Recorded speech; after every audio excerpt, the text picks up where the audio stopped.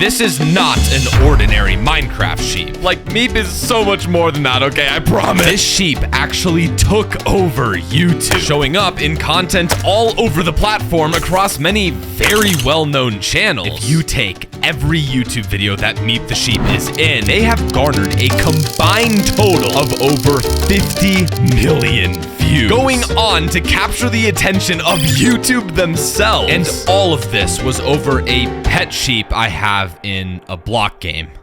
How did this happen? If you've watched my channel before, you may already know the story of Meep, but there are a lot of things that happen behind the scenes that didn't end up in final videos. Things I've never told anyone before. The story starts almost a year ago, in April of 2023. A new Minecraft server called Outcasts was starting. Don't know if you've heard of it. And I thought it would be cool to upgrade some Minecraft structures I found boring. It was fun, but it was in this completely unexpected video that Meep was created. Sheep, you're coming with me. I need a lot of you. And now that we're here, enjoy eternal life in a hole. But first, I think I would like to name one of these sheep. Now, I'm not the best with names, but I think it'd be really funny if I called you Meep. For some reason. Perfect. You are now my best friend. That was the origin of Meep. It wasn't a big moment. It was barely a moment at all. I was simply gathering materials to build a shipwreck, and I happened to need a lot of wool. And in the moment, I named one of the sheep because I thought it would make for a funny bit in the video. And yet, it was this one Minecraft sheep that went on to be known by millions in videos all across YouTube. I didn't even know the full scope of this until I sat down and added up all of the views. Yes! Woo! Oh my god. Yes. Yes! I got very excited whenever I found Meep. But I mean, I was finding him in videos I didn't expect to. Videos I had nothing to do with. Oh my god. What? How is it this many? How is it this many views? Why was Meep in all of these videos? Well, it's actually pretty simple. Meep ended friendships, started server-wide wars, which I know sounds super dramatic, but it's true. And it all started because in the same video he was created, two of my friends decided to be a little mean. Okay, I'm ready. Let's go, Tazoh. I don't like sheep. My new base. Thanks, Tazoh. No. Oh, don't hurt Meep. He's naked. Miles and Wenzo had bullied Meep out of nowhere. These two players would go on to be very influential to this story and to how Meep became as popular as he did. Already in the first Outcast video ever made, it was on. I was going to get revenge for what they had done to Meep, and I already knew exactly how I was going to pull it off. But before I tell you my master plan, you need to know the true reason all of this started. It was you. I mean, sure, Miles and Wenzo bullied Meep, but this whole story wouldn't have started if it weren't for your guys' comments. Even in the beginning, when I uploaded the video Meep was created in, I was already getting comments from people talking about him. He was only in it for like 30 seconds. It was because of this that I wanted to put him in more videos, to fight for his revenge, even though it was just a block game. And today there's so many of you guys that love Meep. It's why I'm making this video. I think this guy put a timestamp for every time Meep was in the video. This guy too. All hail Meep. And plot twist, all of these Meep comments aren't even on my YouTube channel. This is Wenzo's channel. But on the topic of outcomes from this story, I think it's really important that I mention this. My camera is so low, dude. Meep actually became so popular on YouTube that he's a plushie. This is crazy. This exists. This is real. I mean, it turned out like absolutely insane. Like I cannot believe how good it looks. And I blundered so hard. This video was supposed to come out like, I'm not even kidding, 2 weeks ago. I wanted this to be kind of the bow tie on Meep's story, if you will. It was such a big project. I don't know how I thought I'd do it in a week. As of this video going up, I'm pretty sure there is literally 1 day left on the campaign. Yeah, if you're watching this when it still says hours on the upload, there's like hours left to get this. The other problem is that 200 of you guys need to buy one of these for them to get made. I'm 94 short. I mean, if a Christmas miracle happened, maybe if you tell like all of your family and friends, Here's the deal. We are going to attempt to reach the goal. 94 plushies in 24 hours. If you need a good reason to grab one, the design is actually so sick. They're super high quality, ship worldwide. But I mean, just look at these little guys. Look at this little guy. Tell your brother, tell your mother, tell your lover. Buy another one. If you want to flex on your friends, to remember Meep, to be a part of this movement, this is your last chance. If we succeed, I will get all of your names on Outcasts and maybe in one of my videos. And if we fail, well, at least we tried. The first video Meep was in went on to get 4.1 million views. A huge step, but there's still a long way to go until 50 million. Yeah, things were just getting started. I was going to get Meep's revenge. Miles and Wenzo had punched and sheared Meep, a terrible act, but it wasn't enough to justify drastic measures, at least not yet. But how was a completely unrelated video going to help with anything? Well, I had already researched for this concept. A challenge to cross a Minecraft world. 60 million blocks in a single day. It sounded impossible, but I had been testing methods in a creative world and was very confident I could pull it off. I brought this to Miles and Wenzo, and they agreed that if I did it, they would do something nice for me. But all bets need stakes. They only agreed to it under the condition that I gave up all of my armor and tools if I failed. Never to get them back. There was so much on the line, but I needed to do this for me. So I agreed and begun the challenge. Minecraft worlds are massive. You would need to travel 30 million blocks to even reach the world border, the limit of the entire game. Now, people have traveled to the world border in the past, spending hundreds of hours to complete the 30 million block journey. And I want to travel double that distance from one border across the world to the other. So I'm flying all the way to one world border and stranding myself here with no way back. All to see if I can travel 60 million blocks and be the first person to cross an entire Minecraft world. Oh yeah, and I only get 24 hours. This is very possible, okay? I literally swear I've spent the last week of my life planning. My first order of business is to get gear again. I'm actually just poor. Iron, iron, iron, iron. Ooh! I did not know you could one-hit a cow with a wooden axe. Oh my god! I didn't realize getting iron gear was going to be this impossible. Ah! Ah! Just the pure fact that I'm stressed for the hours to come is like causing me to be so hyperactive right now. 20 minutes in, I had all the gear I would need for the journey, but it's not going to help me make any progress towards my goal. In order to travel 60 million blocks in 24 hours, I need to travel roughly 694 blocks per second. Which is a lot. To make things even worse, my best mode of transportation, the elytra, is only obtainable by going to the end dimension through strongholds, a structure that only spawns up to 25,000 blocks away from spawn. The elytra is simply not an option. To make it the first 30 million blocks, my only option is to get the fastest possible horse in Minecraft. And if you're wondering why I am slaughtering an entire family tree of cows, it actually has to do with why I'm looking for a village. I need to get a leather worker villager. That is the only way that I'm going to be able to get a saddle. Now, I could just find it like in a dungeon chest. I don't have time to waste looking for a saddle. I just need to trade for it. Getting the fast horse will probably take a couple of hours, but it's going to be way faster than just sprinting. This terrain looks so sick. It's a shame that it's 30 million blocks away from spawn. Oh, a leather worker. Do you work on leather? You do. This is why we need a lot of leather. We're gonna get our saddle this way. Okay, I've decided just in this moment that I would like to name this villager Clarence. He just seems like that kind of a... Yeah. Here's the situation. I ultimately need two things. The fastest horse and a saddle to ride it. But I'm going to focus on what I need for the horse first. Sorry, Clarence. I am going to need golden carrots to breed the horses. I will also need a lot of wheat to speed up the aging process, as without it, it takes a horse 20 minutes to grow up. Since there's only a 50% chance that every horse I breed will actually be faster than the previous generation, I cannot afford to waste 20 minutes each time. I just basically need to mine for a ton of dirt and then just start farming for hay and carrots. Oh, it's raining. Yes, I'm sad, okay? Luckily for me, there's this river right next to the village. We have 2 seeds planted. We're gonna need a lot more than that. Okay, we're rocking a pretty good starter farm. But I still need the gold. Why do horses need golden carrots to breed anyway? Anyways, to the nether we go.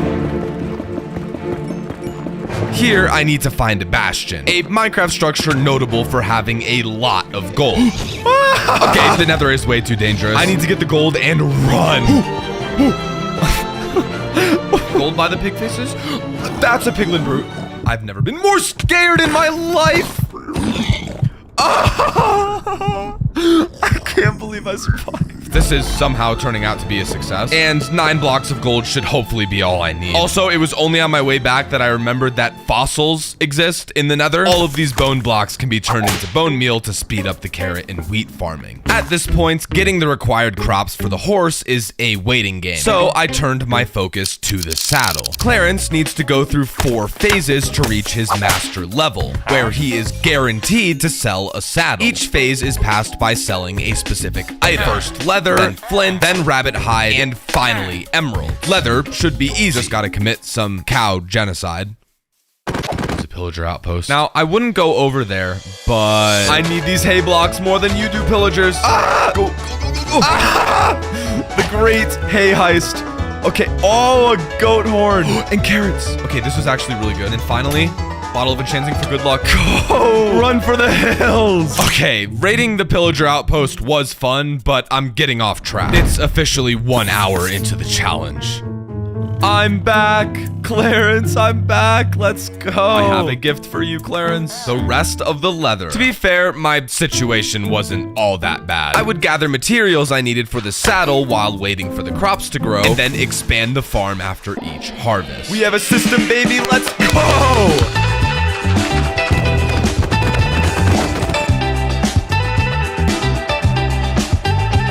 After taking a quick mining trip to get some final resources, it was time to see Clarence. According to my calculations, I should have enough emeralds to buy the saddle. Let's go! This should be everything I need to get the fast horse. So let's start taming. Oh yeah, and since I'm back where I started getting these horses, now might be a good time to show you this. Before I started the challenge, I built this giant piece of bread. And if you're wondering why, there's something I haven't been telling you about my situation. The reason I'm even doing this challenge is to take ownership of the server I'm playing on, the Outcast, by turning it into a giant sandwich. If I own the entire server, I can force all of the members to do anything I want for my pet sheep. Now, I knew the Outcast members wouldn't agree to this, so I decided to announce to everyone a bet. I have 24 hours to cross the Outcast server. If I succeed, you all have to do something for my pet sheep. If I fail, each of you will receive one of my valuable items, and you can force me to do whatever you want for me to get it back. Pretty much everyone on the server ended up agreeing to this. This challenge is hard enough, and now there are massive stakes on the line. Now, luckily, I was on pace to get the horse in just under 3 hours. All I had to do was bring the 2 fastest horses I found back to the village and build a speed tester to see how fast the horses work. Okay, this one's 11 blocks per second. You are also 11 blocks per second. That's actually pretty lucky. But the fastest possible horse is 14 blocks per second. Here we go. Just gotta kill the horses that are slower. What? Oh my god. Why is this taking so long?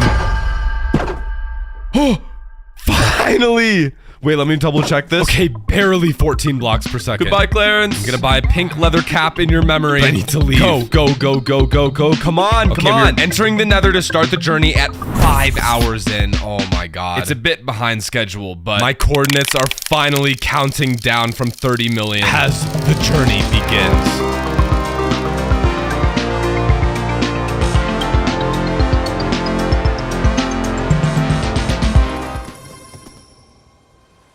What is happening?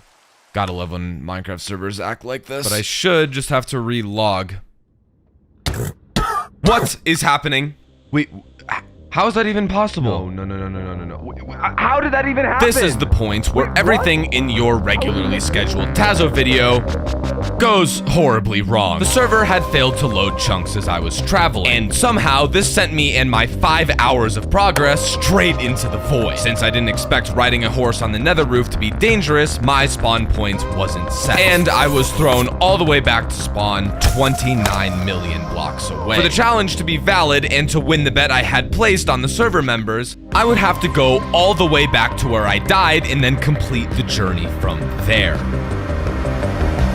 Which I'm pretty sure is impossible to do in 19 hours. Now, I have an idea. It's a complete long shot to say the least, but it's the only way I'm going to be able to save this challenge. Would you still want to do the bet if I won your thing tomorrow? So if you win the competition, I'd still do the bet with you. And I will also be at a severe disadvantage because I'm not allowed to touch my stuff until the challenge is over, so I'm just kind of have nothing. How are you even gonna win that, is my question.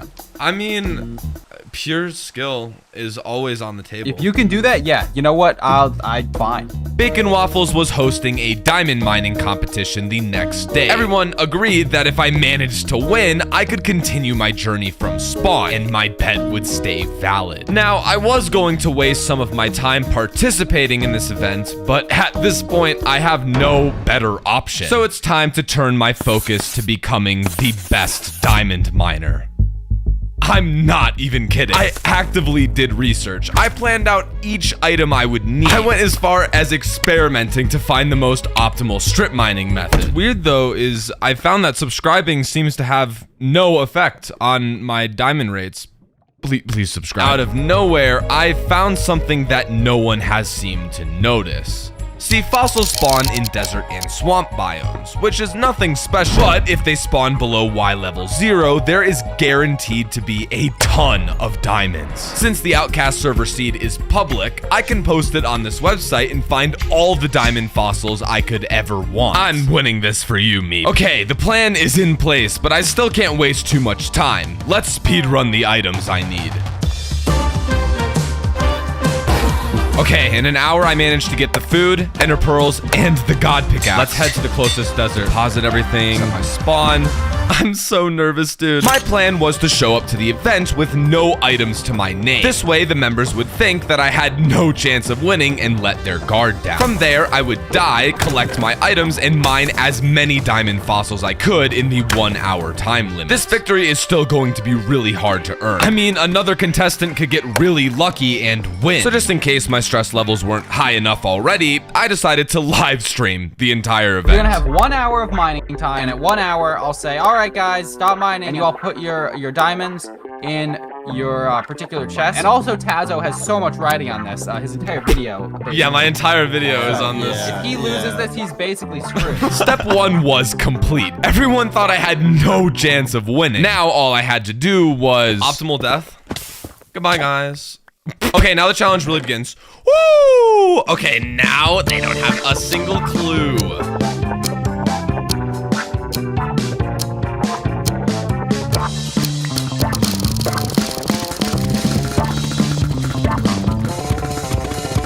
When the challenge timer ended, I had 173 diamonds, which is pretty insane, but we're about to find out if it's even enough. Fifth place is Rasmus. Rasmus got less than a stack of diamonds. Like, I don't understand how you did that, like, that few diamonds. 49 is fifth. Third place is Wenzo. With 151 diamonds. I suppose I should just announce who the winner is, right? Dude, I'm so scared. It's between Tazoh and Chief. Okay, here we go, Tazzy. All right. Here we go. So, We can't hear you. I can't hear you. Okay, I can hear the you. winner is Oh God, I kind of want to win. Tazoh somehow. Yes! How did he do that? Yes! Against all odds, I won the diamond mining competition. Now, I could continue my journey from spawn while keeping everyone in my bet. Somehow, dying on the horse was the world's greatest play. But it was now 12 hours into the challenge. With 30 million blocks still to go, we are going to be cutting it quite close. And since elytras are available for me to use now, I can finally unveil to you my master plan. See, See, before I even began this challenge, I tried to figure out the fastest possible way to move using the elytra. The answer seemed to just be using firework rockets at the most optimal angle. But at this speed, it takes 27 hours to reach the world border from spawn. I need to go more than twice that fast. Randomly though, I stumbled across a video of a YouTuber named Metward completing a similar challenge to me, traveling 30 million blocks in 24 hours. While that's only half of the distance that I have to go, his method for moving was genius. He used TNT dupers to spawn thousands of TNT, pushing them out of his render distance before they blew up. This put all of the TNT in a frozen state, and when loaded again, they would all explode at the same time, launching him towards the world border incredibly fast. With this concept in mind, I created a machine that duped 4 TNT per second and pushed them out of my render distance literal milliseconds before they blew up.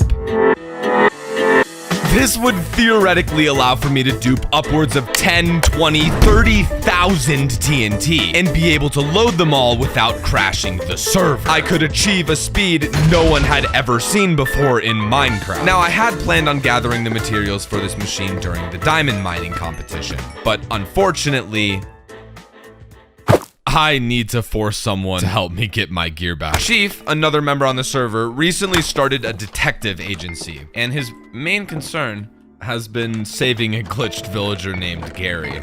Okay, I should not be here. I should really leave. Anyways, saving Gary's like the only thing that Chief has done, and he posted the success with coordinates on Discord. I'm going to kidnap Gary. I know it's not the nicest thing ever, but he bet against me in this challenge, and if I want him to help me, I need to force him a little bit. Come on, Gary. You're going off to live a better life in secret. In all honesty, I actually felt quite bad kidnapping Gary to make Chief help me, until he messaged me and stole my house. Look at them. Look at them. They're stealing my house. I no longer feel bad. It was at this point that I met with Chief and told him that he was officially a part of my operation, or else Gary would never be seen again. My first task for Chief was to simply get me all of the materials for the TNT launching machine. Also, I'm honestly really interested to see Chief and Miles take on this situation regardless. Oh. We're trying to get him into therapy. Oh, okay. That's probably something that you should look into. I have no idea how they found themselves owning a detective business. The next day, Chief got back to me with a shulker box containing all the materials I needed. So I headed to the nether roof to finally build the machine. Before I can use it though, I need Chief to get one final thing for me. Go to my statue on the hillside. A torch? Statue? Is there a secret entrance somewhere? Oh my god. Oh. Yo! You're on to the next step, a password protected door. Of course there's What does every YouTuber want their viewers to do? Imagine. Well, I've got a backup plan. Weeks ago, I collected everything a player would need to reach the world border. Extra elytras, bottles of enchanting, and a ton of firework rockets. Since they've been stored away in this vault all this time, the challenge allows for me to use these materials to reach the world border. So, Chief brought them to me. This is what you got materials for. This is what I was... What did I build? You know, there's like a kind of a max speed that you can travel at. But if you use TNT, you can move a lot faster. So what this machine does is it dupes TNT and then pushes it out of the rendered chunks like right before it explodes. It's gonna launch you at an accelerated rate. I'm gonna log in, load all the duped TNT simultaneously, and then it'll blow up while I'm still in invincibility frames and get launched like really fast. That might work, dude. You might do it. Chief's final task was simply to be the man to operate the machine, duping all of the TNT for the launch while I logged out in the chamber. And if you're wondering why I built it on the nether roof of all places, or why I was traveling on the nether roof with my horse earlier, moving a single nether block is equivalent to moving 8 overworld blocks. And in the case of this machine, I'm about to be flying really fast. Times 8. All I had to do was show Chief how the machine worked. Let's just say, oh crap, we did it again. Tazoh, we're screwed. Oh my god, panic. Let me eat my savory pork chop first. And now I wait. No, you did it wrong. Also, who can't forget the good luck piano solo? Oh, all right. I'm actually, you know what? Gary aside, I'm just stoked to do this now. This seems very interesting. We're about to make history now. This is actually history. This is history in the making. I'm gonna be the fastest man of all time recorded. Allegedly. Allegedly. By this point, I was completely stressed out of my mind. So much could go wrong during the launch. I mean, the server could lag, the machine could blow itself up, I could die and lose all of the gear I had on me. Well, that's what a wuss would say. Let's start duping the TNT.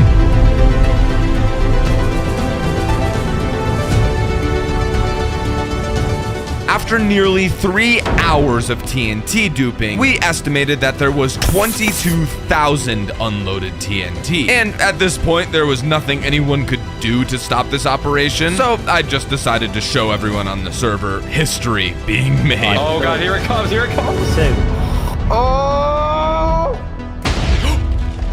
It worked! Yes! Oh my god! Oh my god! Oh my god, Tazoh! Oh, that's insane that it worked first try! Dude, look how fast you're going! Jesus Christ. What the heck? You're going Are you like perfectly accelerating? straight as well. I would love to be stationed out somewhere and just watch you fly over past. You won't get to see much. Yeah, it would be like a frame, maybe. After traveling for an entire hour, reaching speeds of 20,000 blocks per second, I managed to make it 7 million blocks out. Now, you may be asking, Tazoh, why is the music not happy? You were on track to get to the world border in only 4 hours. Well, guys... What? What happened? Wait, what? Wait, what? What? Wait, What? stop. Wait, what? Are you... What the hell? You're teleported Wait, how'd that back. happen? This is such a random set of coordinates, though. That's what's confusing me more than anything. Well, go back in the footage and see if you can tell. Like, leave your game, because there was a hiccup at some point, and it might have been linked to that hiccup. It does seem to be a completely real coordinate. Well, I hope so. I mean, you're standing there. I know what it is. I can see it coming. What? I know why. I know why. Look at my Y coordinate right as I pass over 75K. Right there. What?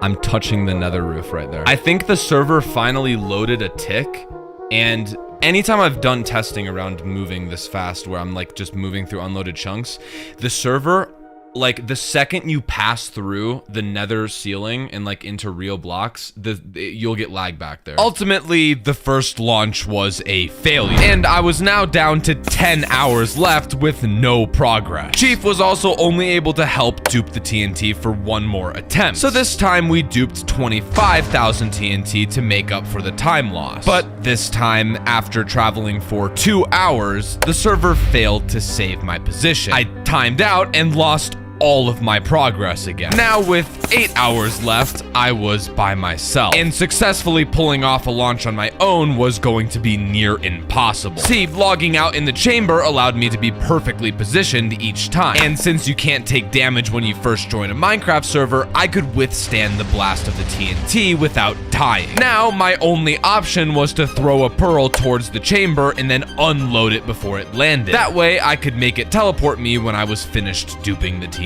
To make things worse, on the Outcast server, pearls won't unload unless they are over 112 blocks away from me. So I have to throw a pearl at the perfect angle and then quickly fly away to even make it. Also, to top it off, I need a totem in order to not die from the TNT. Stand perfectly centered on this block, aim 180 degrees centered, 8 degrees down. Okay, throw the pearl and then fly away. Now it's time to just dupe TNT. I'm so scared. This was my final hope. I had 8 hours left until I officially lost the challenge. So I would dupe TNT for 4 hours, and then based off of my past launch speed, travel the 30 million blocks in the last 4 hours, barely reaching the world border in time. Okay, as soon as I walk through this chunk border, I load my pearl and roughly 35,000 TNT. Oh my god, my pearl landed. No. And of course, the whole machine is just absolutely destroyed. Oh, I did tests and everything and it didn't work. Oh. Okay. What a tragic ending. You know, only one small thing had to go wrong. My pearl being slightly off, too much TNT, bad timing, but it was ultimately a failure. I had lost the bet. I didn't get justice for Meep, and all of my items were taken from me in the process. This went so horribly wrong. Each of the members received 2 of my items, and they could force me to do whatever they wanted for me to get them back. For reference, it would be almost a month before I got anything, and to this day, 7 months later, I have still not gotten my armor back. The whole point of this bet was simply to get Miles and Wenzo to apologize, to make things right in the most peaceful way possible. But in the process, I had gotten the entire server involved and made my life so much worse. This was such a blunder. After everything, I had still not gotten revenge for Meep. And because of my bet, restoring his legacy now involved every member of Outcast. And ironically, none of them even knew who Meep was. But I had a plan to change everything. It was clear that Miles and Wenzo didn't take their actions against Meep seriously. I mean, literally all I wanted them to do was say sorry. But trapping or just murdering them wouldn't solve anything. To truly get revenge, I needed to do something worse. I needed them to feel bad about what they did, to know everyone was against them. I needed them to think about me everywhere they went, during every video, every moment. Looking back, I was taking this way too seriously. But it's not like I could turn back now. I was the only one that had made videos on Meep up to this point, totaling 4.8 million views, or only 1/10 of today's amount. So I was going to build statues of Meep all over the server, forcing everyone to know about him and what Miles and Wenzo did. If I built enough of them without being stopped, I could form an alliance and finally get my revenge for Meep. And little did I know, this video would single-handedly begin Meep's takeover of YouTube. This is Meep, my pet sheep, and this is a statue of Meep. He's cute, he's handsome, but not very impressive. But if I build some more statues and more statues, the whole server will finally know Meep and his true glory. By the end of today's episode, I want to build 1,000 of these sheep statues. Now, this task doesn't sound difficult on the surface. I mean, each Meep statue requires only 36 wool blocks, 9 white terracotta blocks, 2 black concrete blocks, and a single pink concrete block, which is just large enough to punch a hole through the ceiling of my house. But that's all good. Just gotta go outside and build the Meeps in a wide open field. Literally gonna be the easiest video I've ever made. I only have enough materials to build 1.5 statues. And to make things even worse, 1,000 sheep statues requires 1,000 pink concrete, 2,000 black concrete, 9,000 terracotta, and 36,000 wool.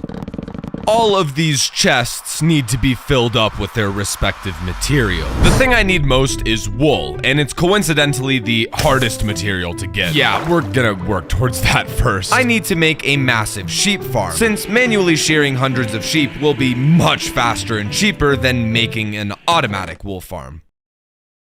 But until I begin placing statues around the server, I need to keep my operation a secret. Now, since my house is on top of this massive pillar, I had the funny idea of creating a secret complex running through it. I can hide my sheep farm inside. I can hide it inside of this chunk. And even if people are using replay mod, they wouldn't be able to find it unless they intentionally flew into this wall. So I dug out the first room of the complex and then designed a secret entrance to get in.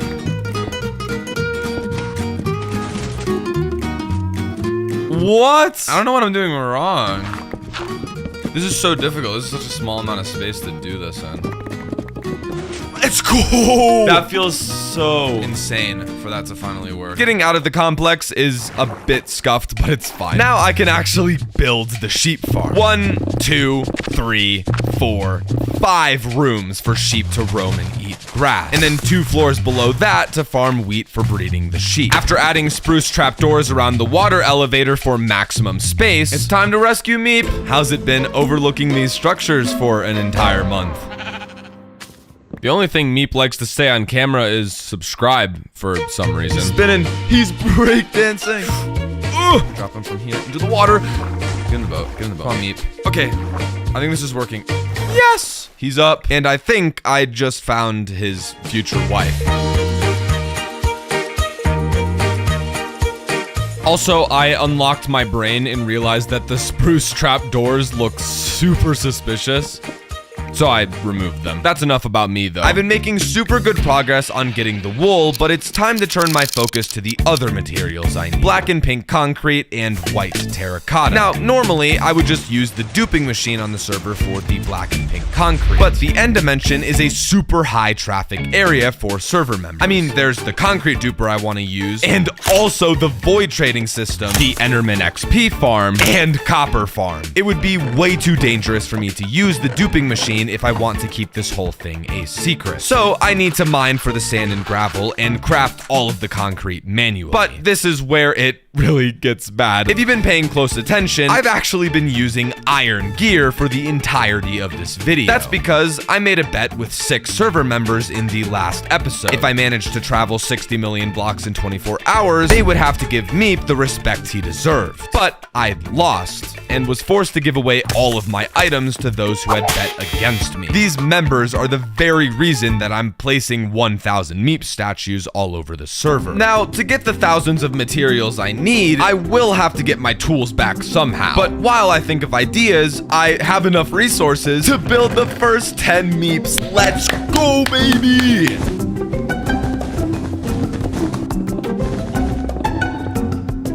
Until I place more sheep, I'm just hoping that everyone thinks that this is some weird prank and not know that it was me. But it's time to get back to work. If I want to upload this video before Christmas, I'm going to need my netherite shovel to mine sand and gravel for the concrete, and my netherite pickaxe to mine the 9,000 white terracotta. Luckily, I happen to give away both of these tools to one person. Okay, Miles isn't that scary, but the challenge he offered me to get my tools back is... Miles has been working on a massive project, removing a huge chunk of the nether, and he offered to give me my pickaxe and shovel back if I helped him mine a portion of it. This is the progress so far. The progress from yesterday is insane. I had an idea. Have you got the Zyro's world map? You start at like the top one and the bottom strip. I had an idea. We could have like a race to see who could break all of that first. I had literally no chance of winning, is what a loser would say. Even though Miles sent me a TNT duper that I had no idea how to use for the race. It's gonna blow up. Oh. Oh? Nope. Yes. Oh, no, it's gone. After grinding for 2 hours, I won. I don't know how Miles lost, by the way. Maybe he had to clean his room or do the dishes. Miles! I thought I was gonna win when your thing broke. I mean, it was still really close, but like, I mean... Yeah, we got them quite fast, to be fair. Here's your silky silk silk and your spoon for cereal. Yeah. What? Mm-hmm. What happened to the originals? They're like in like 1,000 different pieces. What did you do? What? I made, so you know, like the TNT machine. Well, that was quite the tangent. Yeah, in case you forgot, this is actually a video about building 1,000 Meep statues. So let's get back to work.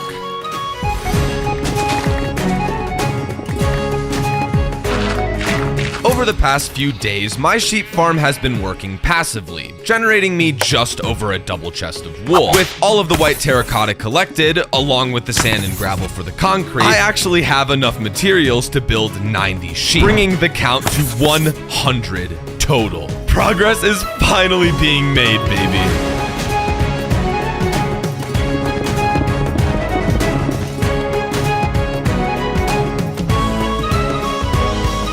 The reason I chose to build the first 100 Meep statues here is actually because this is the place that I first found Meep. This area is also a couple hundred blocks from spawn, so the chance of people finding these sheep are low. Hopefully. See, I want Miles and Wenzo, the people that bullied me, to give an official apology to him. And then, and only then, will I stop building these Meep statues. But only 100 sheep is not going to be enough to convince them. So it's time to build more. But in order to do that, I'm going to need 30,000 more wool, as well as pink and black dye for the concrete. Well, the pink dye was easy, but the same cannot be said for the final 2 materials. My sheep complex has been doing a good job of getting me wool, but it's simply not fast enough. The design is also a bit flawed. Oh my god. Meep and Meepette, look away. Now, do not worry. I have been formulating a genius plan. Build a giant sheep pen outside and give up on the sheep complex. But there is another reason that I did this. I need 500 black dye for the concrete, and spending days of my life causing the next squid genocide does not seem very fun. But ink sacs are not the only way to get black dye in Minecraft. The wither rose is a flower that can also be turned into black dye, dropping when a wither kills a passive mob. So I can get the 36,000 wool from the sheep farm, then spawn a wither and let it kill the sheep. It also destroys the evidence, which is a nice bonus. It seems like I can fill up a shulker box with wool roughly every 15 minutes, and I need to fill up like 22. I think I'm going to ask someone not involved with this whole Meep situation for some help. Meep, he's my pet sheepbo. I mean, you're new to the server, so that's fair that you don't know, but if you fly right over here. I got low. What the hell, bro? I have a sneaking suspicion that there might be a few sheep. Meep's bloodline is a bit questionable. The sheer sound effect is gonna be in my nightmares. Oh my god. I think you should go back to wool duty. I think we have enough sheep and stuff. Is this the fastest way to get wool? No. No? Wait, why don't you use the string duper? Wait, is this fast? Let's see how much wool you get from like 10 seconds. 1 stack, 2 stack, What? 3 stack. Wait, what? Oh, there you go. I may or may have not forgotten that you can make a string duper in Minecraft, like, really easily. 4 string makes a wool block, and that's 36,000 wool. Now, before I spawn the wither and kill the sheep for the black dye, the final material, I want to build more meat. I'm actually addicted. But I thought it would be fun to take my meep lifestyle to somewhere other than the Outcast. See, I was invited to join my friend's SMP for 1 hour, and I thought the best use of my time would be building 10 meeps to confuse them. Are you building a sheep? Tazoh! You'll see. Look at the roof. Look at the roof. Oh my god! Oh my god! You have to build a stupid sheep at once. Future Tazoh here. If you couldn't already tell, this server was Infuse, a fellow creator SMP that was very popular. And I literally got the idea to build meep statues on it after I had logged on. It was this last minute decision that ended up getting me 7 million extra views across 14 YouTube videos. This brought the total views up to 12 million. The best part of this was that I had nothing to do with these videos, but after I built the meep statues on Infuse, he showed up all throughout their content. Meep's takeover of YouTube was beginning. In order to spawn the wither and collect the wither roses safely, I'm going to need some assistance. Astelna has also proven that I'm going to need all the help I can get to pull this operation off, and there's still a lot of members on the Outcast that have never disrespected my boy, or even know that he exists. I'm currently on a mission. I'm basically just recruiting people now. I mean, you've seen the meeps popping up all over spawn, haven't you? I love Meep. Meep has been disrespected. I don't know if you saw what the people did in my first Outcast video way back. I did. It was just horrible. It's just so sad. It was absolutely the worst thing ever. So now, wherever they go, they must see Meep, okay? Tazoh, I want to be a Meepster.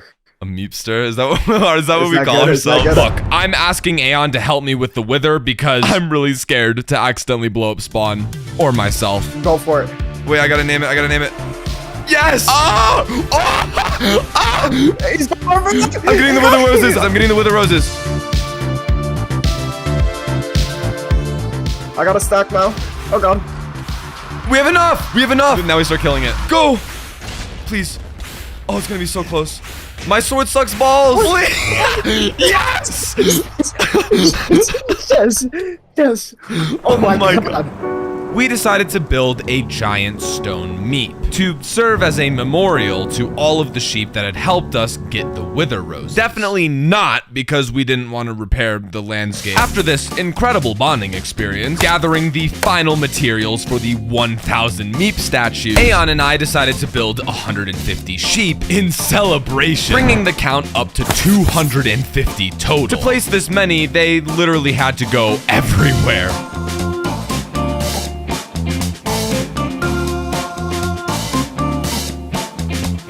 the last 2 sheep, we should race. 3, 2, 1, go.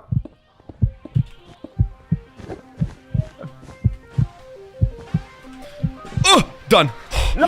Dude, you've gotten too good at it. I actually found it awesome how invested Aeon was with my operation. I mean, it must just be how handsome Meep is. But this gave me the confidence that I could convince more people to join the Meepsters. Because it's becoming evidently clear that I need to speed this process up. People all around the server have began taking a notice to the Meep statues everywhere. Some are even being destroyed or set on fire. People were also surely catching on by this point that I was behind all of this. So I need to build all of the remaining Meep statues at spawn as a final message. But to pull this off, I'm going to need to do it quickly and efficiently. The first thing I did was see how many Meep statues one person could build in an hour.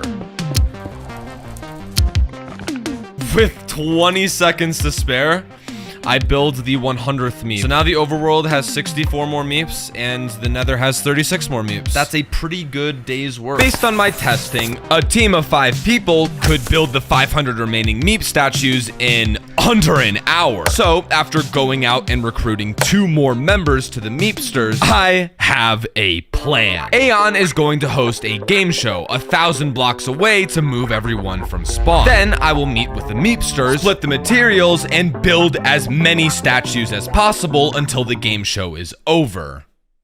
Pretty simple plan, actually. Let's get all of the materials into shulker boxes. There's so much. You guys are officially a part of the Meepsters, okay? And you have the honor of being my second in command. I got you. I got you. Can I be 17th in command? You can't count. I'm gonna go. I'm okay, gonna go. And you okay? gotta go. I believe in you. Good luck. Anyone else feeling particularly nervous? I just wish that I could see what they were doing, honestly.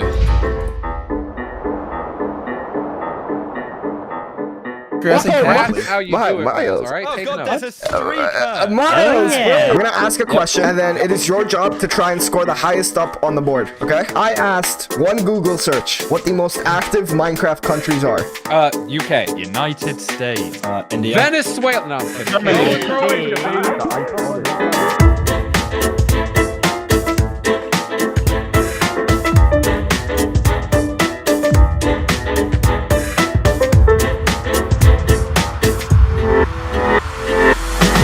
What is going on? There's so many sheep! Hey,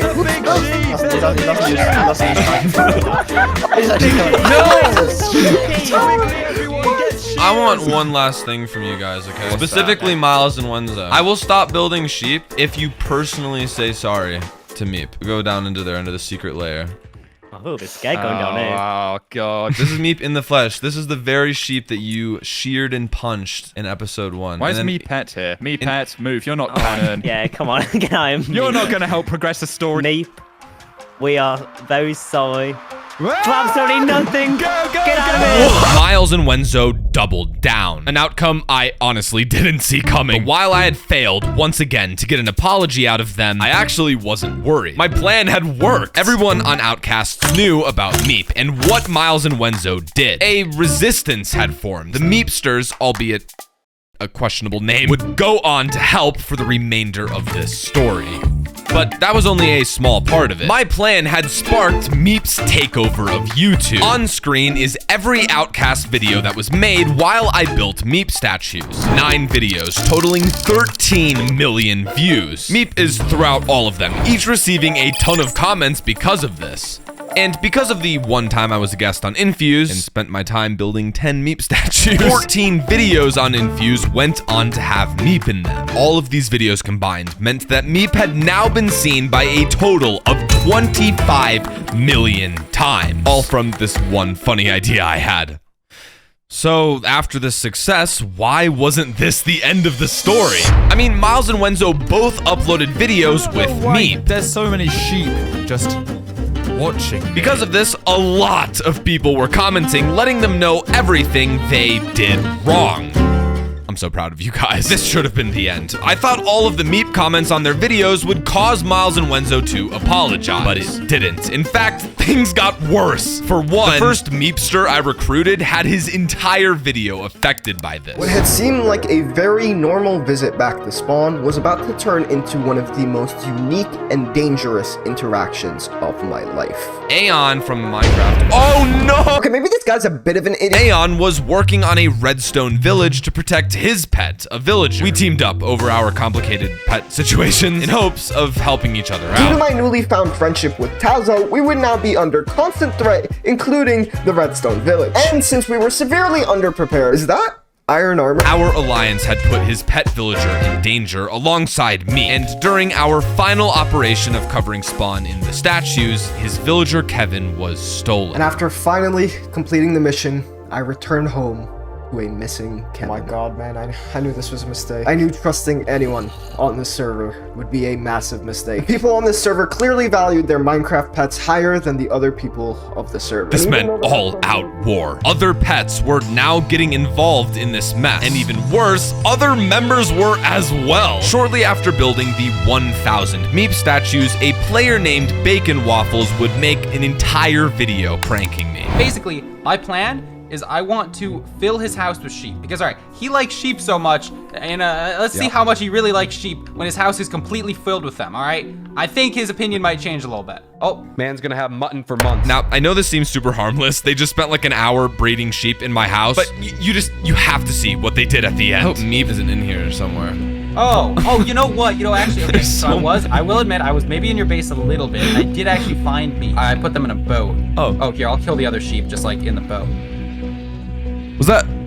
Please tell me that wasn't actually me. I was trying to. Please. I was trying to kill the other sheep and. Please, Bacon. Please tell me that wasn't me. Meep has been my emotional pet for this entire server, Bacon, okay? He's been my best friend. Please tell me that wasn't me.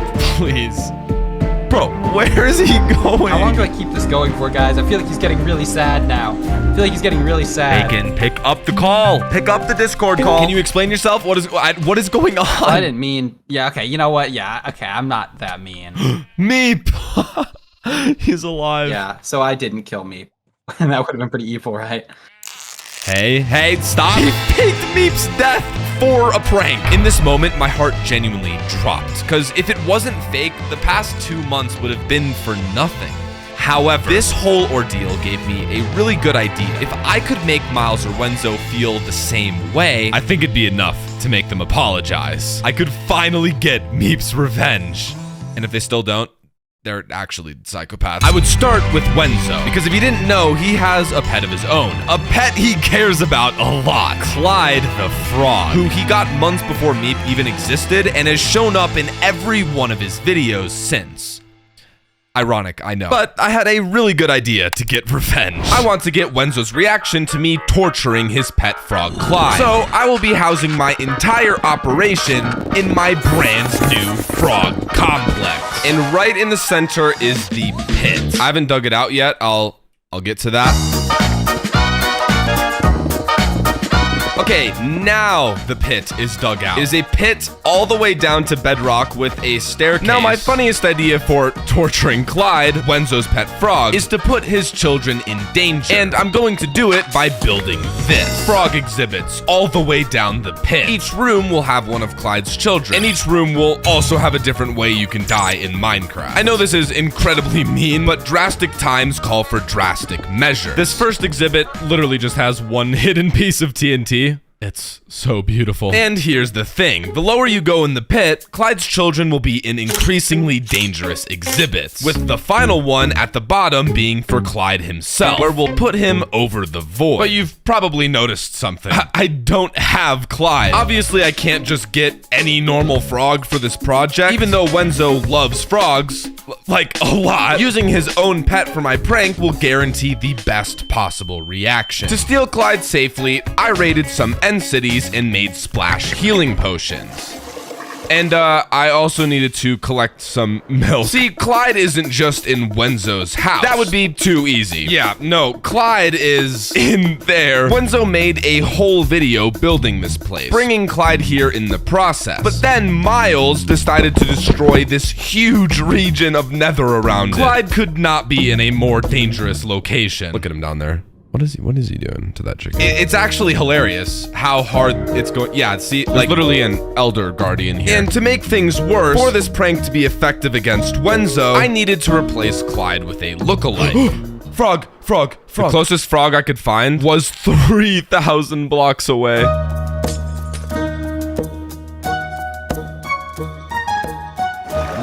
Polar bear. Please, I didn't mean it. Whatever I did, we can settle it over tea or something, dude. After tirelessly getting Clyde 2.0 back to spawn, it was time to switch the frogs and steal Clyde. But then I noticed something strange. What is this rail? What is this rail? I'm actually a little bit scared that this has something to do with Wenzo. Rails had appeared all over the nether, running everywhere in the spawn area, both above ground and through secret tunnels. This was bad. Wenzo had invited Sandiction to the server to help with his video, getting achievement after achievement in the nether. If either one of them catch me stealing Clyde, my entire project is ruined. Okay, we gotta construct a path from the nether spawn all the way to there. That rail is literally sitting in my mind right now. Like, I'm so scared that that has something to do with him. It looks so suspicious. But I'm hoping that's just because I know it's there. Oh, Wenzel left the game? They both left the game? This is when I strike. This is when things get huge. Ah! Move in. Okay, we're across. Come on, bud. We don't want Wenzo logging back on, do we? Wait. Okay, actual Wenzo jump scare. We are in the cage. Clyde 2.0, please make this easy for me. Already failed. We've already failed Clyde. Clyde 2.0. Come on, Clyde 2.0. Boom. Okay, here's the thing. I could just call this Clyde replacement Clyde, just normally. Die! Stop. Anyways, what I was saying, you cannot just name it the same thing. Clyde 2.0, that's way too obvious. This is what an L looks like, and this is a vertical slash. There's a 1 pixel difference. In Wenzo's next video, Clyde's name is gonna have a 1 pixel difference. And I highly doubt he's going to notice, because I know that I wouldn't. After the most stressful 10 minutes of my life, I had safely stolen Clyde, and Wenzo will have no idea. And yes, I did destroy all of the evidence. But with the frogs for the project taken care of, I can finally get back to building exhibits.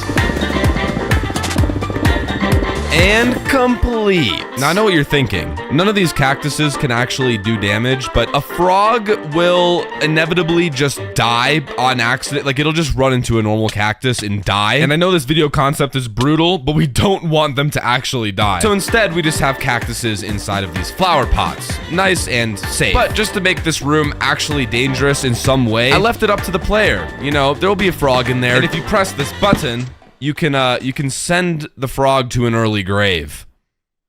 I have to fix the whole room now. I actually have a really exciting idea for exhibit 3 because when digging out the pit, I realized that the third exhibit would very clearly run into this cave back here. So I want to do something with that for this room. Now, with the looking area complete, we can turn the cave into the deep dark. I hope that transition looked cool. Of course, there is glass blocking off the rest of the cave because, guys, we don't want the frogs actually dying, okay? But yeah, this exhibit is just going to be more of a fun visual thing. These shriekers shouldn't actually spawn wardens. I mean, it looks dangerous. Progress towards the frog complex and to my prank was going great. But while constructing the 2 exhibits, I was really trying to piece together what Wenzo was doing. I mean, he brought Sandiction onto the server and was now forcing people not to sleep. My gut instinct was telling me that he was doing something bad. He's literally bullied my pet sheep multiple times. Honestly, I was a bit worried that what he was doing involved me. But with no solid proof or evidence, I decided to turn my focus to building a frog sanctuary because it was time to start getting Clyde's children for the exhibit. This meant that I could finally introduce Clyde to Clydette. Oh, they're looking away from each other. There it is, ladies and gentlemen. Clyde's first child. But even while waiting for the frogs to grow up, once again, Wenzo was telling people not to sleep. He's saying it again. Why? I'm actually confused, dude. I could not ignore this any longer. As I put the frogs into their exhibits, I decided that I would go to spawn to get some intel about Wenzo. And before I could even meet with anyone, my suspicions were proven right in the most devastating way possible. Wait, what? Why is this here? Why is there a wait, what? Where's Meep? Where's Meep? Dude, I knew as well that I should have moved. I was literally going to move Meep to the frog complex because the whole server knew that he was here from my last video. And I guess I'm too late. I guess Meep is just gone now. Immediately, all clues led to Wenzo as the culprit. There's a chance he noticed the difference in Clyde's replacement and stole Meep in retaliation. But I couldn't come to that harsh conclusion without any proof. So I decided to meet up with my team, those who had fought alongside me for Meep in my last episode. You are, by some stroke of luck, the only Meepster available right now because Aeon is camping and Estelina was banished. Yeah. So stay strong and humble. I have my suspicions that it's Wenzo, and that worries me because I don't know what Wenzo has planned. Wenzo is quite a formidable opponent. He's a smart guy. I began sharing everything Wenzo had been doing the past few days, and luckily, Wyra had even more information. Wenzo had gotten both the throwaway joke achievement for using a trident and the subspace bubble achievement for traveling 10,000 blocks using the nether. The tasks Wenzo was doing, however, seemed to be completely random.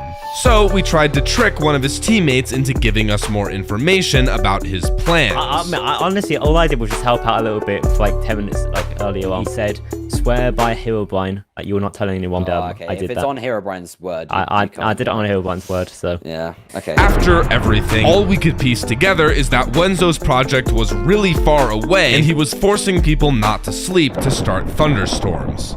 Yeah, we're literally no closer to figuring this out. In the meantime, I decided to build more frog exhibits for my prank while thinking. And I was actually so confident that Wenzo stole Meep by this point that I used lava, the first thing in one of these rooms that can actually deal damage. If Wenzo is behind everything, I want as good of a reaction as possible when I show him this place. As for the next exhibit, you better not right-click the bed, bud. If you right-click the bed, you die a horrible, horrible death. But then another lead to Wenzo presented itself. Chief had been lured to spawn just to be killed by Wenzo. I was going to get to the bottom of this. What's your relationship with Wenzo at the current moment? He killed me earlier today. Unfortunately, Chief was just as clueless as us about Wenzo. But we did learn that he was killed with an empty inventory, meaning that Wenzo killed him just for his head. Makes sense. Or because he really likes watching me die. Tazoh, I don't think it's safe to discuss this here. Should we go inside your skull? Is it a literal, like, woo! Items? Woo! Okay. Why would he get Sandiction? Like, what would Sandiction help him with? And why would he need Chief's head? Sandiction is the king of trapping mobs. That's what he's known for. Wait, and he was doing the lightning thing, so it could be a charged creeper. Like, what if this has to be mob related? Wait, oh my god, what am I saying? Yesterday, at 10 past 10, Wenzo messaged me, spamming me in DM, literally going like, blah, blah, blah, blah, are you able to get online for 5 minutes? Then he tried calling me, and then in full cap said, never mind. It's definitely a mob related video. Chief and Wyra, the two animal skins on the server, getting messaged. Makes sense to me. And Sandiction, the king of trapping mobs, and Wenzo's brought him on the server. Just like that, everything made sense. Wenzo was making a video about collecting mobs in Minecraft, and he stole Meep as one of them. All we had to do now was wait for Wenzo to come to spawn, and then secretly follow him back to his project. And we prepared hard. I mean, we made a bunch of invisibility potions, planned out positions for each of us to maximize our chances of finding his hidden portal. Chief even made up a fake story to get Wenzo to come to spawn. But you want to know how we ended up finding it? Wyra saw Wenzo fly away on the nether roof a week ago. He flew in that direction and, what do you know? We found everything. Tazoh, found it! I found it! I found it! I found it! No way! No way! I found it! Dude, no way! Dude, no way! I told you! I found him going in that direction, so I flew in it. Buy a freaking lottery ticket. Are you kidding me? This, to be fair, the fact that we guessed exactly what video he's doing is kind of impressive. Yeah. That's detective skills on its own. Wait, me! Dude, I can't believe we actually found him. What the heck? No. It's him. Oh, yeah, Wenzo's Make- on the base. Make sure you're invis. Make sure you stay invis. Make sure you stay I'm not invis. invis. He left. You just stay with me. Place the doors. Go down. You dig me. I'm gonna get the portal. Boys, I've got eyes in case you need anything. make sure I have a you, like, freaking ghillie suit. This is so cool. Take that one, so let's I go. can't believe I found it. What on earth? I'm just so happy that I get to see Meep's beautiful face again. We safely got Meep out of the area and stashed him hundreds of blocks away. But Wenzo logged back in after a few minutes. And our best idea was making Wenzo think Chief was in a trap at spawn. It was our only chance to get Wenzo to leave. Please tell me this works. Chief, you have to die. That's the only way I'm that you working on it. I'm working on it. Due to his logout position being right next to Meep's cage, he noticed that he was gone before we could do anything. Because of our histories on this server, Wenzo would likely kill me or hurt Meep if I owned up to this rescue mission. So Wyra had to convince Wenzo that he was the only person behind this operation. I am the one who found Meep, and you are not gonna believe how I found this place. Like, it's actually mad. Yeah, because I did everything I could to cover my tracks. I still think it's wrong that all Tazoh seems to care about is sheep. I don't agree with the fact that he's been vandalizing our server with sheep statues. I don't agree with all those sort of radical actions he's taken. I also admit that I was in the wrong for punching Meep in the first place, and of course for dyeing him. Are you kidding me? Apparently, this whole thing was just a huge misunderstanding. But Wenzo could easily be lying to keep this between him and Wyra. This has to be a sham. You mean to tell me that Wenzo stole my pet sheep, put him in a cage, and wants to say sorry? Worst of all, Meep fell back into Wenzo's hands and would be heavily guarded past this point. All I can do is wait for Wenzo. So in the meantime, I'm pressing forward with my prank. And before long, I was finished with the upper exhibits. 7 rooms, each with one of Clyde's children in a different form of danger. Click the lever and bam! Mobs are spawned. See, the pit passes through a large cave where I'm unable to make exhibits. Since I now know that Wenzo stole me, the rooms below the cave are going to be much more intricate and much more dangerous. And we can finally hang Clyde over the void, sealing his fate. Wenzo isn't getting Clyde back anytime soon. Now, my plan for these lower exhibits is to make these entrance rooms the same size, but the actual exhibits are going to be much larger and just way cooler. And now it's time to finally give you guys a good idea of what these lower exhibits are going to be like. Now, I'm not too proud of this, but it has to be done. These guys can survive 3 hits from a wooden shovel before they die. I'm really sorry. I'm actually so sorry. Now, in order to make the final exhibits, I'm going to need some hard to obtain materials. So it's time to expand the frog complex. Okay, so as you can tell, one or more of the exhibits is going to involve potions in some way, but I have literally nothing to brew potions with. Ooh, 2 blaze powder. It's not enough.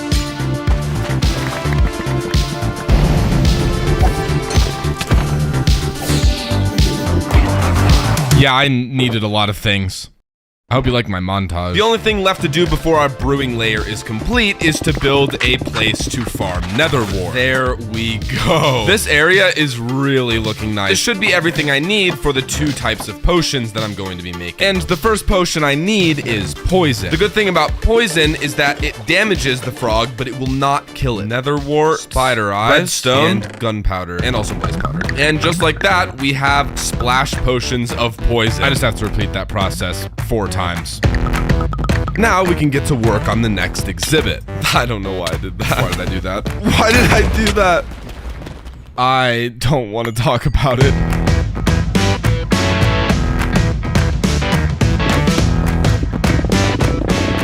Yes, it worked. No matter where you are on the floor, you're going to get hit. Now we can bring our actual poison potions down to the new exhibit. Okay. All loaded up with poison. Are you ready? Are you ready to make history? Yeah, he's ready. Oh my, that's actually awesome. Yeah, look, he's still affected, but no longer taking damage, which means he's on the lowest health possible. He's probably feeling quite awesome right now. Building the lower exhibits was going great, and I already had plans for some of the final rooms. But after a day of not hearing from Wenzo, he asked me to come and meet him. It's obvious we've been a kind of disagreement and conflict over, well, mainly Meep, as you can see. Vandalizing our beautiful server. I do want you to follow me. At this point, I'm thinking that the worst has happened. Maybe Wenzo found out Clyde was stolen, found my secret project, he's done something to me, but I could immediately tell that he was leading me to his project, and I had no idea what to expect. I've been working on this for the past few days, relentlessly. Basically, I think you can start to see I've collected loads of different animals, put them all into their enclosures. I even have the main G, Clyde, down here. Look out! He's so awesome. You can come over here to the main enclosure of them all, and you can see your boy.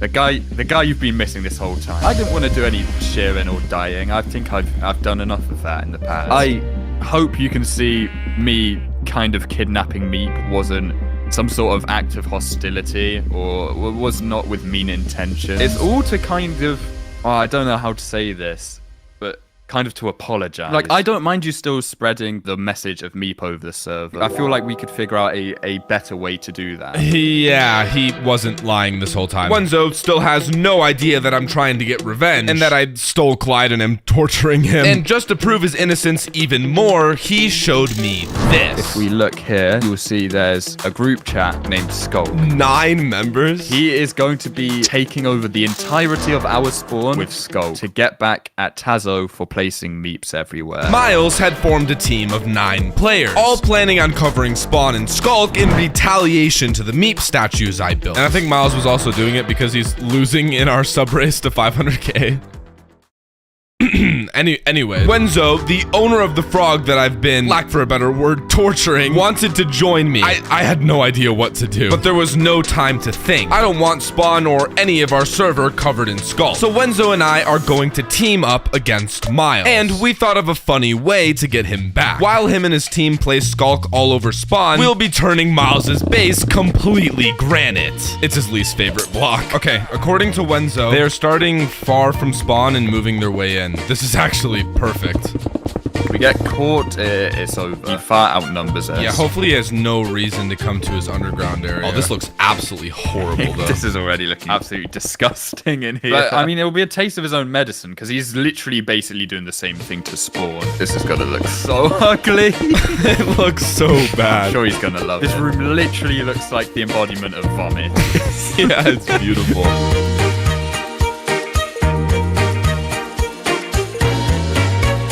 My base granite. Do you like it, Miles? No, I don't like it. Oh, it's... I wonder what your basement looks like. Yeah, I wonder what your basement looks like, Miles. Go down there. I spent so long in that basement. Yeah, I always spent so long on Spawn. Why are you all the farms as well? I think it looks pretty good, to be honest. Although this was a success, I had no idea what to do. Wenzo said he wants to officially partner, but I'm morally divided. Wenzo stopped me every step of the way when I was saving me, but I do feel bad for Clyde now that I know he's sorry. Now, I do still want to prank Wenzo and get his reaction to what I've made. To ensure that this prank doesn't make us enemies again, I spent 8 hours building this, and I really hope that that transition looked good because I am not turning that into a montage. The random forest that was above the frog complex is now a cherry blossom park with both statues of meep and there's also a statue of Clyde here. He is so awesome. The center building is a library, and it's not for the reason that you think. I really needed an excuse to use these new chiseled bookshelves because I really wanted to make a secret entrance using them. And oh my gosh, guys, this is so cool. It even closes up from the inside as well. Oh my gosh. I don't have to break through the floor to get in here anymore. But the point of building this cherry blossom park is to prove that I want to be friends with Wenzo. Now I can still do my prank, because it'll be really funny. And then I can reveal everything that has happened and give Clyde back. Let's build the final 3 exhibits. Psychological damage counts as well, right? Also, frogs can't jump off of honey blocks, so this is my meanest room yet. For the next exhibit, I am going to be making healing potions, which requires melons and gold. But I'm also going to need arrows. I think you know where this is going. So I am going to build a chicken farm. Now I could just get some random chickens for my farm, but the person that made this area, Stelina, was actually banished. So I think I'm just gonna take a few of these. Wait, there's so many eggs here. Yeah, this is way better than spending hours breeding chickens. Constructing this entire wheat farm was completely useless. But with this area fully built, that makes our potion brewing room complete. Come with me, buddy. Yeah, really don't know why all those frogs like that azalea bush so much. Okay. The frog is in, safe and sound. You can literally just do this forever, and the frog will just never die. That's why we got healing 2 arrows, the most useless item in the game. It was finally time to build Clyde's exhibit. A simple room with the floor removed to reveal the void. But first, I need to make a custom entrance and a custom room for this. Hopefully it looks good. There's some bedrock in the floor due to poor planning, but it's fine. Now it's time to build the actual exhibit, and all I have to do is break the bedrock with this simple redstone machine. How do people come up with designs for this? Now, luckily I was doing this consistently, but it still took 3 hours to remove all of the bedrock. And this gave me a lot of time to think. To be honest, I've slowly realized that what Wenzo and I fought against, the skulking of spawn, is exactly what I did with meep statues. Yeah, it wasn't all that nice looking. I'm done fighting for meep in radical ways. As soon as this prank is over, I'm returning Clyde and releasing all of the frogs from the complex. All I'm saying is, I hope this prank doesn't ruin my chances of us teaming. With this lava added, the final room is now complete, and I actually really like it for the sole reason that it looks exactly like a thumbnail. Now comes time for literally the most stressful point of this entire video. Why do they like this azalea bush so much? What do you want? Clyde is also finally getting to learn what happened to all of his children. I'm so terrified to deal any damage to you. All we have to do now is the most terrifying maneuver of all time. Oh! I'm gonna break the first block. I'm gonna break the first block. You're bouncing so much, Clyde. Stop. What are you doing? Okay. Oh my god. The funniest thing is as you approach, you just see a lead. As you get closer, he'll start jumping. I feel so bad, but Clyde, don't worry, you will be saved in due time. And that, ladies and gentlemen, marks the completion of the frog complex. It's time to show Wenzo. But yeah, we are here. My cherry blossom park. I basically created this place to immortalize our team, our friendship. I've constructed my final 3 meep statues. That are all filled with TNT minecarts! Oh god! No. Oh, okay. Sorry for ever disrespecting you. If we come back here, I've also built a nice Clyde statue. Clyde! Come with me into the library. If you put a book in this exact slot, secret door. It's not done very much here. Do you have piston sounds on? Oh, no, my block sounds are off. Whoops. Okay, go on. Do it again. Wenzo, I know that you're a person, a man, who likes frogs. I would like you to say hello to the frog complex. And after a brief explanation of the fact that Wenzo hasn't had the real Clyde for 2 weeks, it was time for the prank. This frog was hit with a wooden shovel. Why would you do that? Why would you do that? For funsies. A green test tube. Right, what's this going to drop? An anvil? Why would you do that? Oh god. That doesn't look fun at all. It's kind of funny. Can I go in there? No. You haven't seen Clyde in a while, so here he is. Why would you do that? Okay, but don't worry. Now that you're here, I'm gonna save him. These guys like to jump a lot, by the way. Yeah, I know. I think we should cover the whole void area. No, but we should be bold and brave. It's Clyde. I don't want to be bold and brave. The lead is...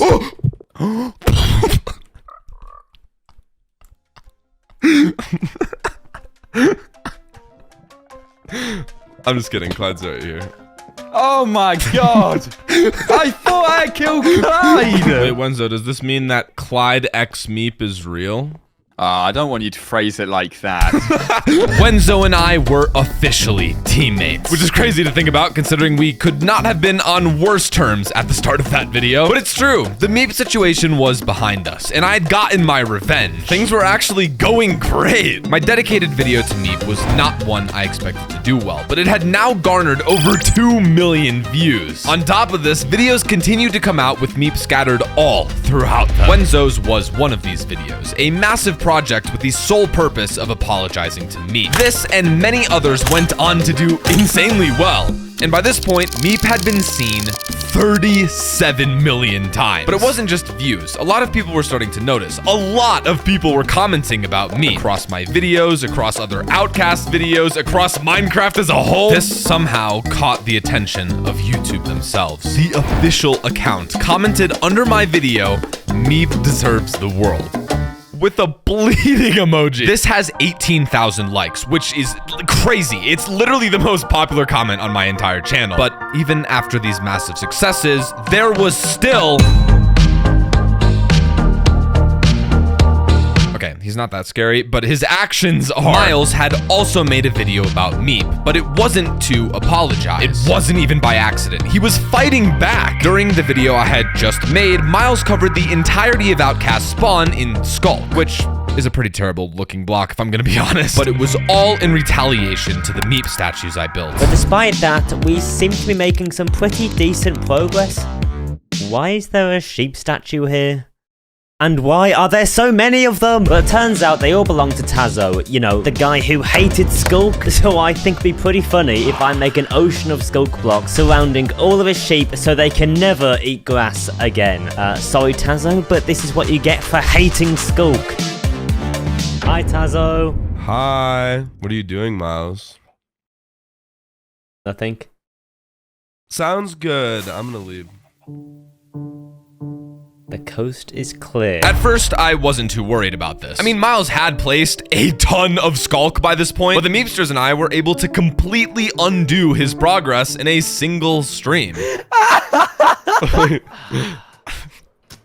Oh no, not just the deep Why? This took me like a week to do. This was... Hang on, I logged off like an hour ago. But this only made Miles more determined, and he went on to grief all of Spawn. All of the server's builds. Wenzo was originally a part of this operation alongside Miles, on a mission to stop me from getting my revenge. But after seeing how much damage this would do to outcasts, Wenzo left and made the video I mentioned earlier to set things right. All of this was to kind of... Oh, I don't know how to say this, but kind of to apologize, right? So, Do you mean it? admittedly, me punching Meep wasn't very cool. Yeah, I mean, what if I did that to you? You know, and I admit what I did there was, you know, bit iffy, not my proudest moment. But on the other side of the coin, I disagree with all these radical actions you've been taking to spread Meep over the server.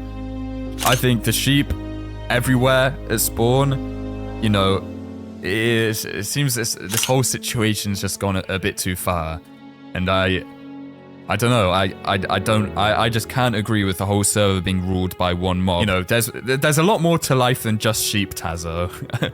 You know, I'm sorry. I definitely don't want us to be some sort of rivals anymore, you know, or enemies, but I also don't want all of this wild vandalism on the server to continue. I agree with that. Do you wanna shake hands? After this, Wenzo and I were finally on good terms, but he brought up something that really stuck with me. I already knew that I was kind of taking things too far, but I had just written it off as lighthearted and kind of funny, but it affected everyone. I had made the whole server look absolutely terrible in the process. I was no better than Miles. I was the reason he was griefing Spawn to begin with. Now, as you know, Wenzo and I teamed up and tried to stop this mess, but we failed, and griefing Spawn became literally a trend, a rite of passage to make yourself known on the server. Estelino was next, turning a significant part of Spawn into a mushroom island, which looked even worse somehow.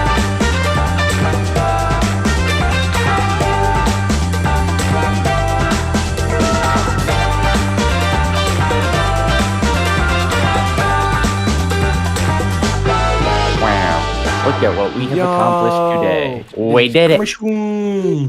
Everything is mushroom. It literally looked like a skin disease. And I had overheard plans from multiple other members, filling up Spawn with villages, making Spawn a desert, or completely snow, just to name a few. People stopped hanging out in Spawn. People lost motivation to build in Spawn. And it was all my fault. What was meant to be a small revenge story against Miles and Wenzo had destroyed all of Outcasts. So to make things right, I'm cleaning up Spawn and restoring all of it back to its former glory. To begin, I'm constructing a massive wall that encloses all of the Outcast spawn, and everything within the wall is going to be fully restored. Spruce planks are now my most placed block. When you look at the land that's inside the wall, naturally, the first grief I should remove is the skull. I mean, it covers half of Spawn, but the member behind it has stopped me every time I've tried. He loves Skulk way too much. I'm going to need a really good plan before I can even think about breaking it. To work up to this, I'm fixing everything else first, starting with the mushrooms and mycelium.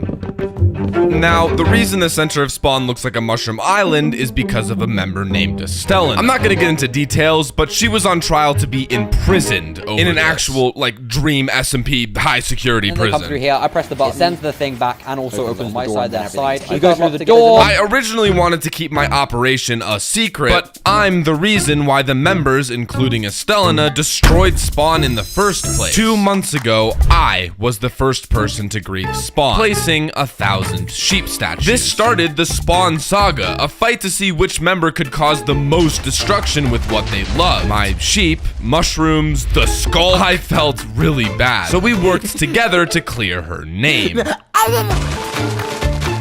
After 2 hours of work, we had turned half of the mycelium back into grass. It was not very fun, but we were making progress. Now, I was ready to grind for another 2 hours to get it done, but Estella... Stop. No. She decided to rope in 2 other members to speed up the process. Estella is not a part of the briefing to invite more people. Listen, dog, I don't want to... Shut up. That is a high-risk situation, Estella. This was bad. My cover could be blown to the entire server. Either one of these members could be working with Miles, ready to strike against the actions I'm taking. I mean, one of them literally helped Estella place the mycelium and mushrooms to begin with. Well, this is the end. They were probably already thinking of ways to stop my operation. Ryan, have you ever been in a dumpster on New Year's Eve? That's what spawn looked like. So it's not just me who thinks spawn is the most ugly thing ever created. Now I know the only person who supports spawn being griefed is Miles, Mr. Skulk Lover. With the help of Wookie and Cyan, we went on to clear all of the mycelia. Let's go. Are we done? It's all done. After 3 long hours, spawn is grass again, or at least the center of it. Now, we just gotta do this. Yeah. The center of spawn for the first time in weeks was green, but in the grand scheme of things, this was a measly 10% of the entire circle. I still have to remove the sheep statues that started this whole mess, find a way to remove all of the skulls, fix the world's ugliest beef mega build, random string blown up. What I have transformed is not even fully fixed either. I can't just leave this area as a field. So it's time to begin step 2 of the restoration process. Not only am I fixing all of the destruction, I'm building new things to improve spawn even more. But I'm going to need a lot of materials.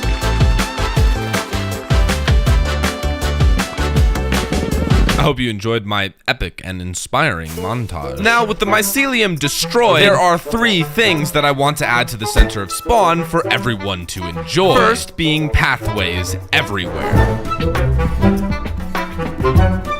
But these look pretty bad, to be honest. To fix this, I'm adding coarse dirt, rooted dirt, and gravel to add a nicer texture. The second thing that spawn needs is light. There are mobs everywhere, putting spawn in danger. The first thing I'm building to combat this is lampposts. With all of the pathways now lit up. This looks so cool. But there's still mobs, oh my god. There's still mobs in between the pathways. Finally, I want to build a community area for people to hang out. And this nice lush pond area will work great, but there's an even better option. For as long as I can remember, this row of brown mushrooms has existed at spawn, serving as a place for members to hang out and jump on, or even to meet for entire events. So I'm rebuilding the mushroom park, but like a million times better. There we go, baby playground, except for fully grown adult. With everything I wanted to build in center spawn complete, I can finally revegetate the land, adding back trees for the first time in months. After an entire day, the damage of the mycelium was undone. Yeah, there's still so much left to do. But I didn't really mind at this point because I had just received really good news.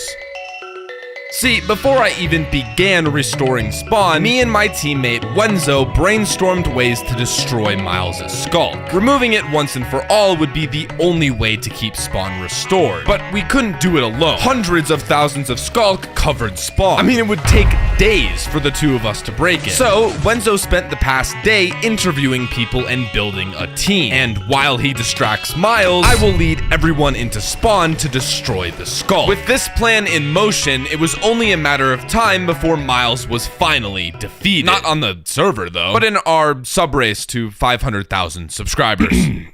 Please subscribe. Okay, it was only a matter of time before Miles' skulk was eradicated from the server for good. So, in the meantime, I'm pressing forward with restoring everything in the right side of spawn. Starting with my sheep statues.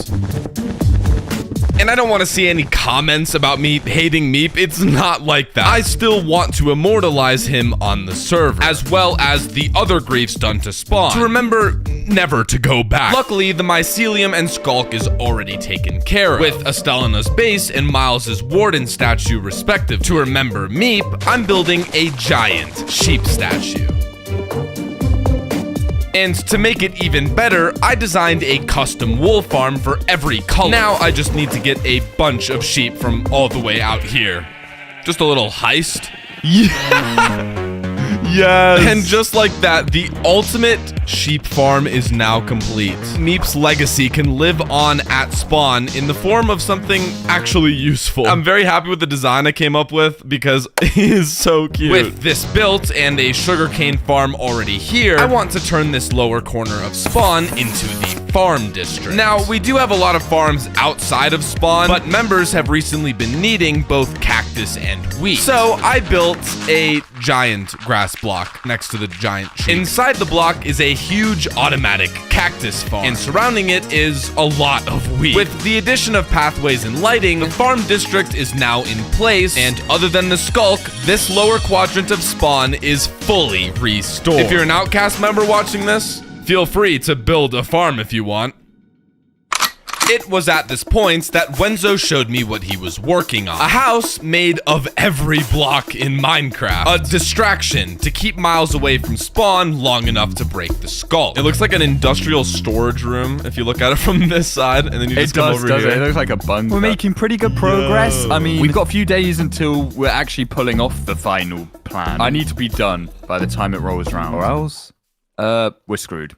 Yep. Now, the final event to remove the skulk was in 2 days' time. It was the soonest day that everyone on the server would be available. Yes, every single person on the server is against Miles. So I've heard through the grapevine that you're doing something with Miles' house. I do be doing that. And I know you need a lot of skulk. Now, I might be able to get you the skulk you need from the very blocks that Miles put in spawn.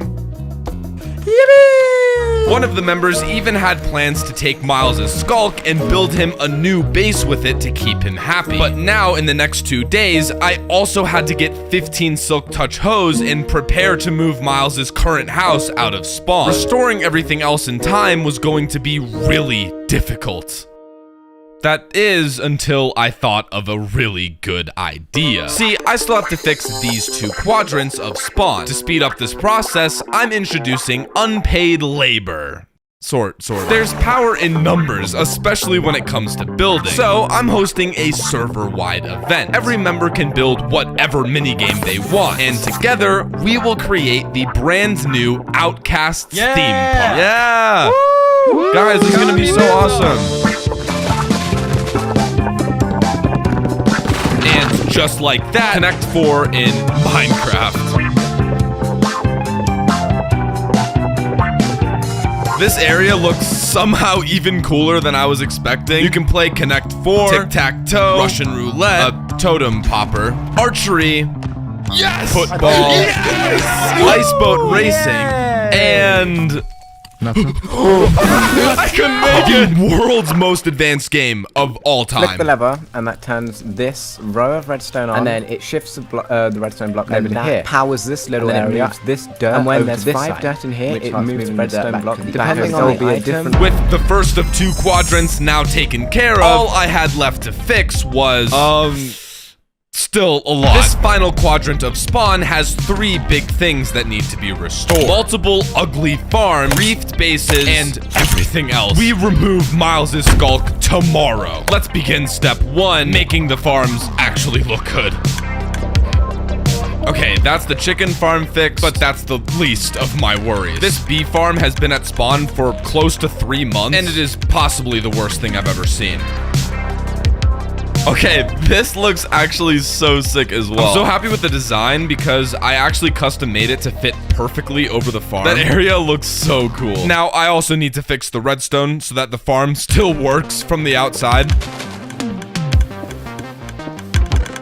Input and output works, and you can turn the farm on and off. Let's go. The final farms to fix up are all in Wenzo's backyard for some reason. I mean, this one's like the most recent. This one's been here for like 2 months, and that one has literally been there since like week 2 of the server. Now, I was given permission to break the mud farm, but these two need to be saved. The string duper is the fastest possible way to get string, and it should fit perfectly in the head of the sheep statue I built earlier. And I actually managed to build a working double-decker one. Now, this wool farm can also technically produce white wool. As for the concrete solidifier, this thing has been here forever. It's so old, in fact, that you can see it in the first video ever made on this server. So instead of moving it, I'm turning it into a proper build.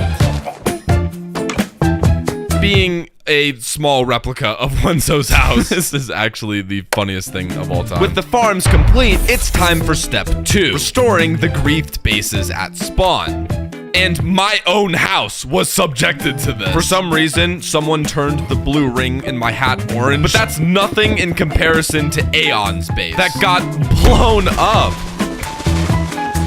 If you can believe it, this looks a lot better when it's not in pieces. And by the way, that was not blown up. Aeon just hasn't finished yet, I promise. Please believe me, please. The last base I want to restore is Bacon Waffle's tree house. Now, I know the only grief is the drip leaves that someone put everywhere. Get out of here. But for some reason, he put his base all the way out at the edge of spawn, away from everything. And since this area is now officially the farm district, I'm moving his entire house to the center of spawn.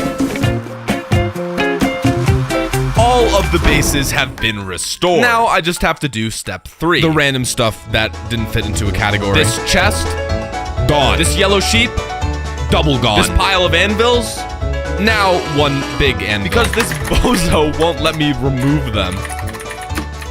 Why does she like anvils so much? What is even going on? So anyways, Wyver's gonna hop in a minecart. I'm gonna send him off. And now, all you guys gotta do is, it's just like a shooting range. Now, Wyver's also allowed to shoot back. That's the fun part with this archer. Oh, it's whoever dies first. I love how Wyver... I suck at this. Oh, come on, Raz. Wait, go, guys, go. The plan was underway. We were all pretending to play in the theme park. And now that Wenzo was leading Miles out of spawn in the world's slowest way possible. I've been working on something for you, Miles. It's a shipwreck. Oh, I was wanting one of these. Anyways, it was time to destroy all of the skull. What's he gonna do if he shows up and sees us doing it? He kind of just has to watch that part.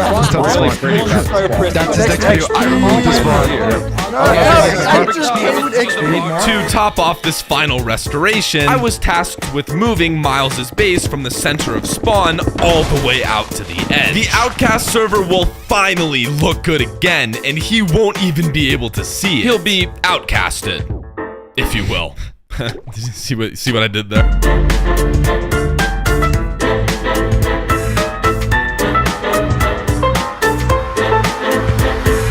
Wait, my base. Oh, where's my base what? gone? And then Wenzo.